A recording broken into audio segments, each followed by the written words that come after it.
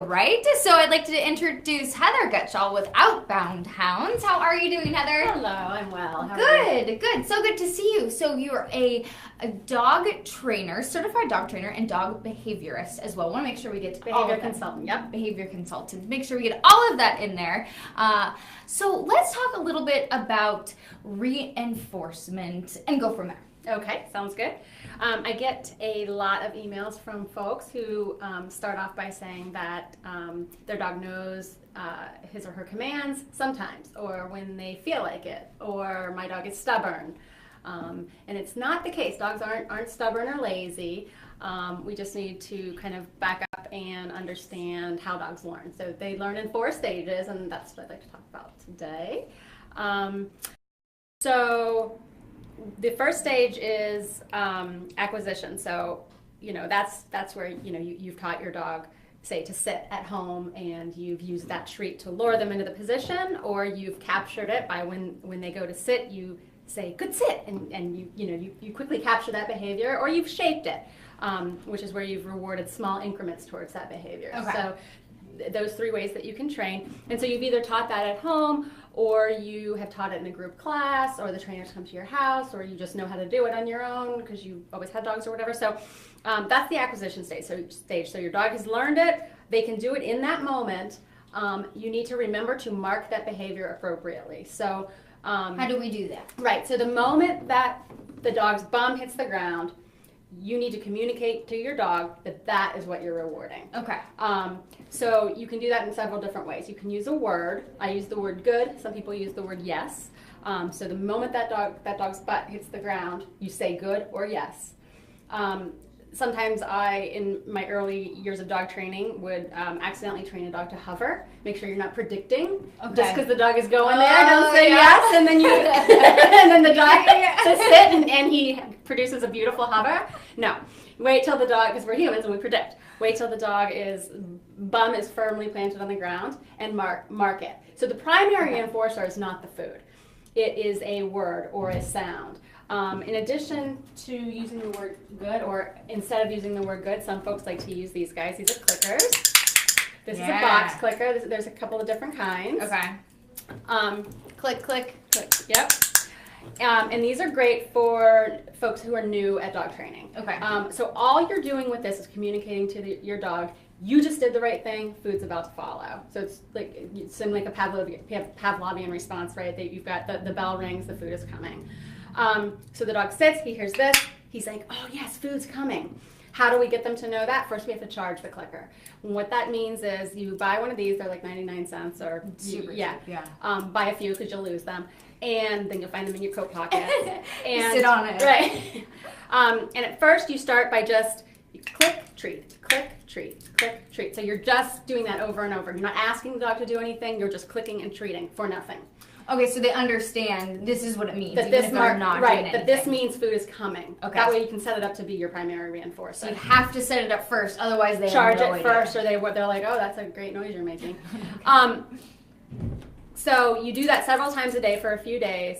If you want to test if you're ready, sneak into another room and click. If you hear, because your dog's running to you to get that food, it's been charged. Oh, all right? But don't leave these laying around, because your dog now has a very positive emotional connection to this, and you don't want them to ingest it. So Okay. I keep them above door jams in the house, on my keychain, wherever. So again, this is one way to mark behavior, clicker. Another way is to use the word good. Some people use the word yes. You can use the word hamburger. It doesn't matter. Use whatever you want. But whatever word you're using to mark the behavior, that should be the word you use every time, every person who trains your dog. And then food follows. Every time in the early stages. Okay. That is the biggest way that we hear that the dog is stubborn, that the dog is lazy. In the acquisition stage of learning, where you are just teaching them the command, there has to be a marker, primary reinforcer, the word good or the click or whatever, and a small piece of food. This is the type of food that we use, but it can really be anything. It doesn't have to be anything fancy. Small. Even if you have a 100-pound dog, these small little pieces of food. Any of these, any brand. You can even use kibble for some dogs if they're super motivated by food. That's what I like to do. If you're at home under low distraction, you can definitely use kibble. Even at the shelter sometimes, I'll just use kibble because I can keep it in my pocket. Yeah, during that acquisition phase, you might need to Super small. Right, you might need to go with something higher value, but if kibble works for your dog, then that's great.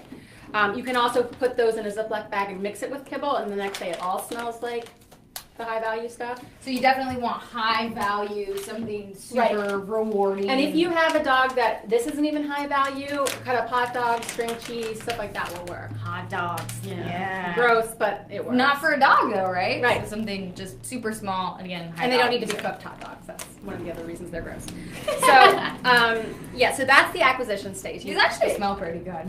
Well, you're welcome. In a treat, you're welcome to have a snack. Some treats do not. No, Smell right. good. Especially the fish-based ones, but they get the job done. Okay. So the acquisition stage is when you are teaching your dog to do the... These are grain and gluten-free, so Kate and I can eat them. Oh, yeah, right. All right, sorry. That's okay. So the acquisition stage, you're just teaching them to do the dog. The next stage is fluency.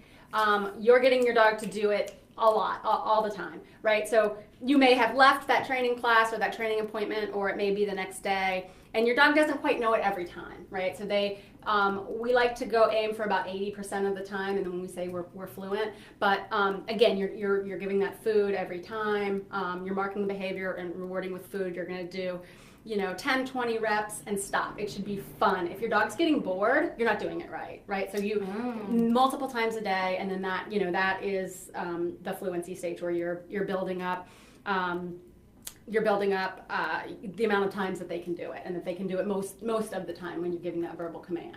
What if your dog's not food motivated, if they're just not interested in that? That's a great point. Well, most dogs, the food motivated ones are the easiest, obviously. Yeah. But if they're not, they might like a scratch or a pet. They might be motivated by playing with a toy. So maybe they can sit, and then you do a quick tug of war with them, or throw the ball, or something like that. If the dog doesn't like that, you'll just have to be very praise based. Yeah, okay. Praise based. Those guys it's gonna be a little more difficult. Okay. So after fluency is generalization.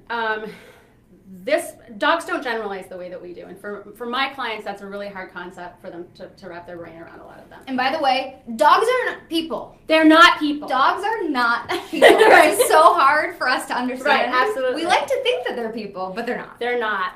And they're not stubborn. They're not lazy. They just don't know what you're asking of them. So generalization phase is important, really, really important in that quest to proof the behavior. So just because you taught your dog to sit inside during the daytime does not mean your dog will necessarily sit outside at night.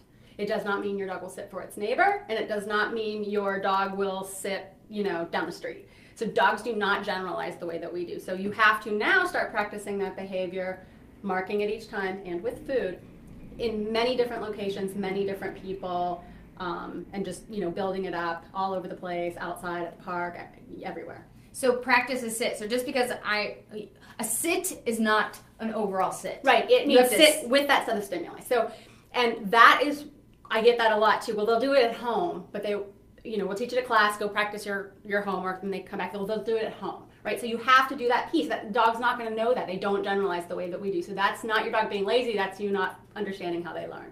Okay. So that stage is very important.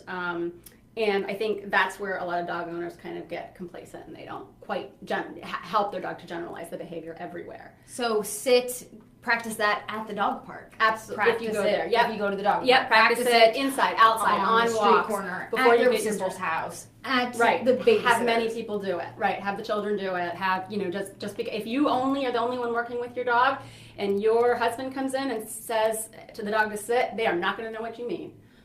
So the dogs don't generalize the way that we do. So everyone has to practice. And then the final stage is maintenance. Right. The clicker. Everyone do it. Everyone do it. Everyone in the family. And then the final stage is maintenance. So this is the stage, because we hear a lot of folks say, I don't want to have to carry around treats forever. Why do I have to treat my dog? Well, you do during these the three previous stages. You just have to. That's how they learn. If you were to stop being paid, eventually you would stop coming to work. That's just. I know I would. Living beings, right?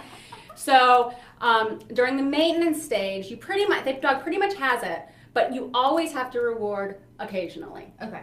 So if you're asking for that sit, if sometimes you need to jackpot the dog for that sit, meaning, you know, give them a whole handful of treats, or, you know, the leftover whatever you're, you know, whatever you choose to give.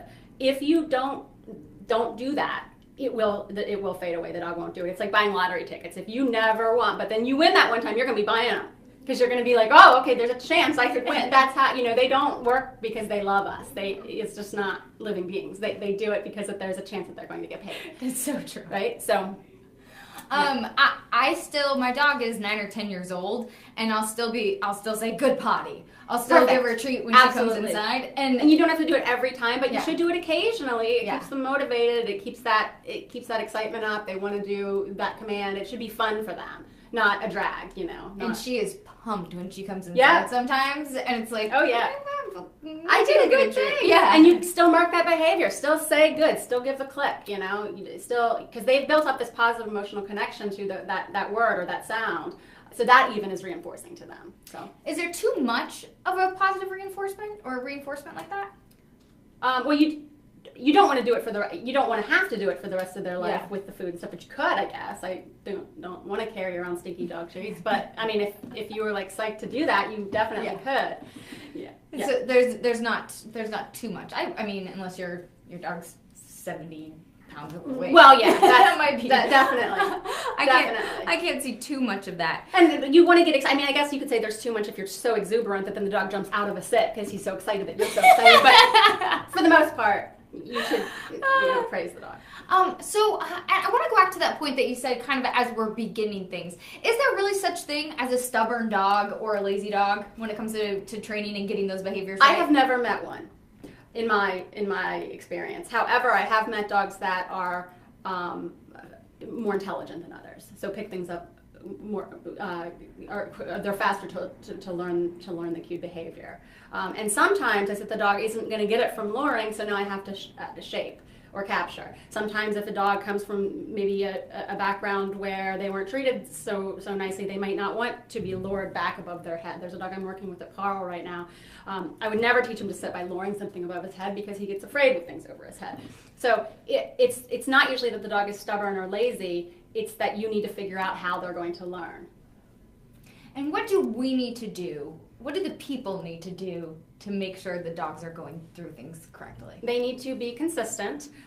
Make sure that they're understanding how the dog learns. Make sure that they are not themselves kind of getting lazy and not following through all those steps, and most importantly, generalizing the behavior, making sure you're taking it over. And don't get mad at the dog if they're not doing it, because chances are they just don't understand. They're not trying to be stubborn. They don't think that way. So maybe it's the people that are getting a little bit lazy when it comes to the training. Not maybe. Yeah. Yeah. Or maybe not as informed. Yeah, it is. It takes a lot of practice. It's tough. It's tough, especially when you come home from a long day of work and your dog's barking or jumping or doing something, but you have to put the time in. Absolutely. Absolutely. Let's talk a little bit about an event that you have coming up tomorrow with one of your dogs. Yes. So the rescue, I run Handsome Dance Rescue, and one of the dogs in our program is a resident of Pawtucket Shelter. She's a Central Falls dog, and she really needs a break. She's a sweet, sweet girl. She's adorable, little black and white pit bull mix.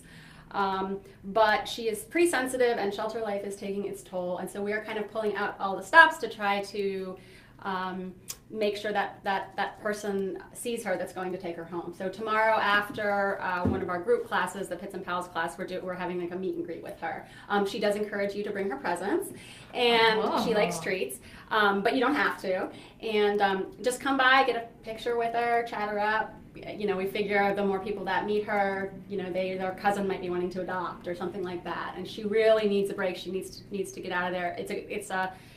Some dogs just don't do well in that kenneling environment, and she's pretty sensitive, and she's one of them. So, and her name's Mandy. Her name is Mandy. Tell us, Mandy has a good rescue story. Mandy does. Mandy was found in horrible condition, significant skin issue, emaciated. She was a mess. And I don't advise doing this at all. Probably not the best idea. Not the best idea, but it's adorable now that it worked out, right? So she was found in an area in Central Falls that's known for kind of where people dump their dogs, and the animal control officer there, Charlene, is wonderful, and she told me that We had her at the vet recently because Handsome Dance Rescue's covering her vetting because it's above and beyond what the town can cover. A woman pulled her minivan over, and Mandy was just kind of running along stray, and she opened up the side of the minivan, and Mandy just hopped right in with her 3 children eating McDonald's. So that could have gone south. It could have gone but south. it didn't. So Mandy, in trial by fire, she can be around kids and McDonald's.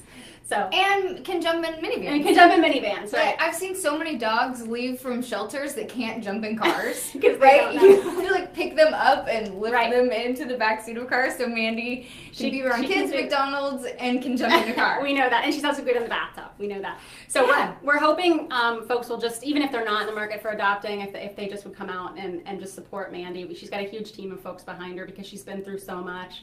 She's a beautiful dog, and she really just needs a break. She's active. She's looking for an active home. But if we can have people come out tomorrow, it's at 11:30 a.m. in Rhode Island College. You have to go to my website for the little map once you're inside the college, but there great. will be signs. And we'd love to have people just come meet her. Come meet her, take a picture. Take a post picture. Exactly. Post a selfie. Let's get the word out about Mandy and get her out of the shelter. Hashtag Mandy Moo. Mandy Moo. I love She's that. a cow marking. So Perfect. yeah. Heather, thank you so much. Sure. If you need any help with training or suggestions, or you need some behavior issues addressed, you can contact Heather. She's with Outbound Hounds. All right, so thank you so much. And I'm going to give you your clickers back and your delicious gluten-free